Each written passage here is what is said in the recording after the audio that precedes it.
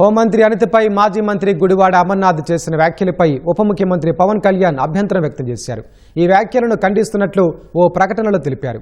మహిళల కట్టుబొట్టుపై వ్యాఖ్యానం చేసే స్థాయికి వైసీపీ నేతలు దిగజారిపోయారని విమర్శించారు. ఆ వ్యాఖ్యలు కేవలం అనితను అన్నట్టు కాదని సగటు మహిళలందరినీ కించపరిచినట్లేనని పవన్ అభిప్రాయపడ్డారు. స్త్రీల గురించి మాట్లాడేటప్పుడు జాగ్రత్తగా ఉండాలని, ప్రజా జీవితంలో ఉన్నవారి నోటి నుంచి వచ్చే ప్రతి మాటను పౌర సమాజం గమనిస్తోందనే విషయాన్ని మర్చిపోవద్దని హెచ్చరించారు.